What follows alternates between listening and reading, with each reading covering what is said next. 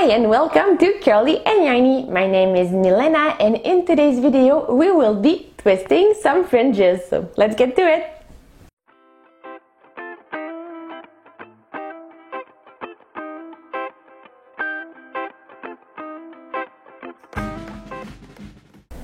So welcome to today's video. So in this video I will be twisting the fringes of this scarf.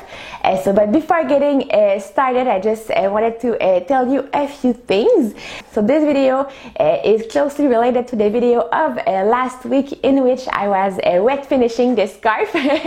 So you can check it out right here, and I will also link it in the description down below. The reason why they also kind of come along those two videos is because I like to twist the fringes of my scarf before wet finishing them.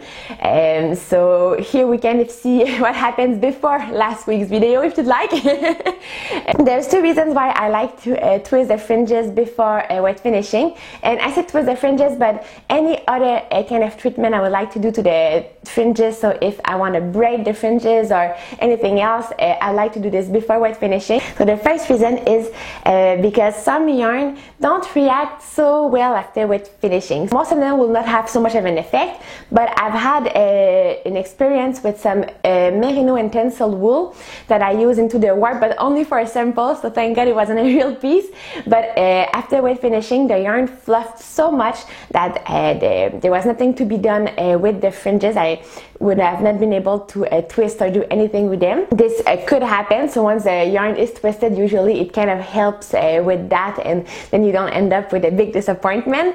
Also, if sometimes I don't want to do any finish to the fringes, I try to at least cut them before wet finishing, because if I keep them very long, then they tend to tangle during the wet finishing, because I just move around the piece so much, and once you get tangled fringes, it's kind of hard to untangle and it's kind of a headache. So doing all this fringe prep before wet finishing can cure a lot of headaches. But in most cases, wet finishing, if you forgot to twist the fringes, in most cases you will still be able to do it afterwards. But my advice, do it before. So without further ado, let's just start this, and let's just see how I do this. Alright, so now we are going to twist the fringe of this scarf. So I have already done half of it. So here it's what it looks like when it is done. So now we are about to do it here on the other half of the scarf. So to twist the fringes, I know that most loom makers also have their own fringe twisters. So often you will see them, they're like a wooden piece, like a little rectangle piece, and there's some metal parts in them with some little not clamp, but you know, it looks like a crocodile mouth. And I don't know the name in English, I'm so sorry. So they have those things that just hold on to the threads, and then manually you can turn them, and your fringe will get twisted. So I have never used any of them. Maybe that's why I don't find the words to describe them. I feel like it takes quite a lot of time twisting the fringes with those things. So I'm going to share with you Weaver's less kept secret, and it is this thing here. So I believe that everybody should know about this. I'm happy to spread the word. So I learned that from fellow weavers, and this was a lifesaver for me. So this is an air twister. I think it is sometimes marketed as an air braider, so to do braid like this, but it doesn't do braid. It really just twisted the hair, and it also twisted fringes, and it is very affordable, and it works with battery, so it goes quite quickly to twist the fringes. So when I bought mine, I bought it from Amazon for around 20 Canadian bucks. I believe this is pretty much a figure that you can find them at. I also know that at least in Canada, you can have them in pharmacies, but I know that around the world, not everybody there are pharmacies in other parts of the world where they only sell medicine and drugs, but here in Canada, we sell everything in pharmacies, so I know you can get them there too. But I got a better deal on Amazon, so it's worth looking into it. So a very simple apparatus. So there's two handles and one button.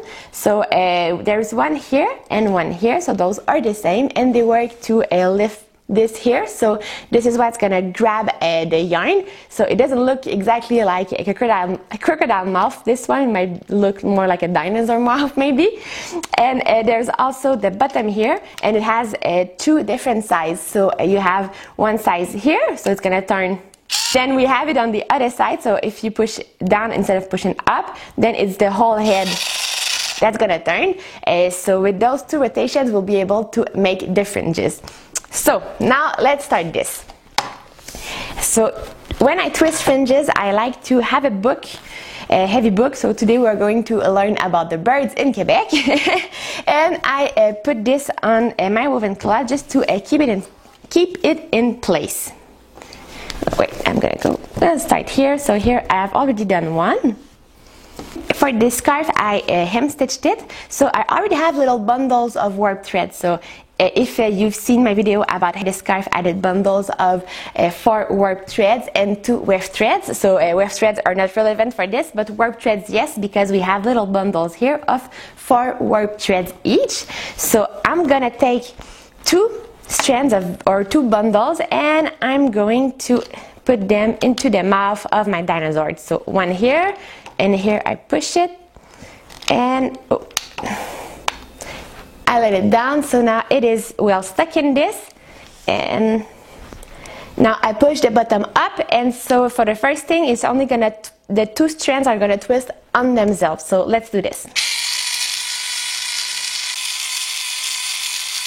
So the sound is not that nice, but it works. Then when I feel like it's twisted enough, and for me twisted enough, it means that when I kind of push the thread. So here I hold the 2 bundles with quite a bit of tension, you know, it's they're all very straight. But if I try to push the head of my apparatus closer to the scarf, so like this, if I push it forward, then I see that it is so twisted that the little bundles, they kind of want to twist on themselves, so it does it like this. So I'm just gonna zoom in so that you can see it better. If I want to know if they are twisted enough, then I push the apparatus closer to the scarf, and you see they are just twisting over themselves. So for me, this should be twisted enough. And then I'm going to push the bottom down this time, so like this. And now they all twist around each other.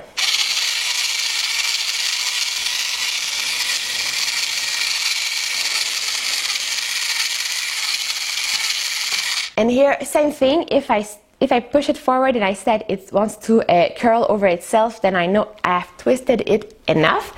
So I'm going to hold it tightly here. So there's a junction here, so I'm going to hold it tightly here, and I'm going to push on the 2 handles at the same time. So this will have for effect that the little dinosaur mouth here, the little red things, are going to open themselves. So I do this, and then I will make a knot at the end. A simple overhand knot. And now we have one twisted fringe. So once it's set loose, sometimes it will untwist a little bit itself, but overall, if we have twisted them enough, they just have the perfect twist to them. So we'll do one more. So again, from my hem stitch, I see quite clearly the 2 bundles of warp here. So I'm going to take one into the mouth of my dinosaur, then the other one, and I push forward.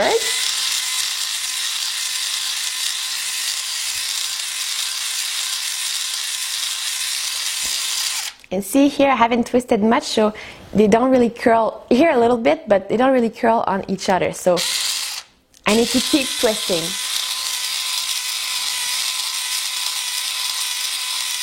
Let's look at this now. Oh yeah, now that looks way better. So I'm going to push the bottom downward.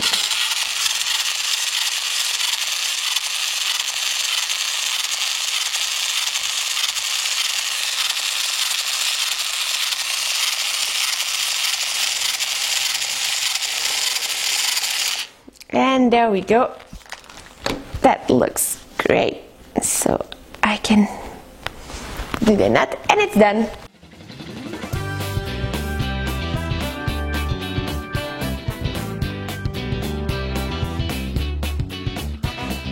I will just keep on twisting my fringes until the end of the scarf. So this is it for today's video. I hope you enjoyed it. If you did, make sure to give me a big thumbs up and see you soon. Bye bye.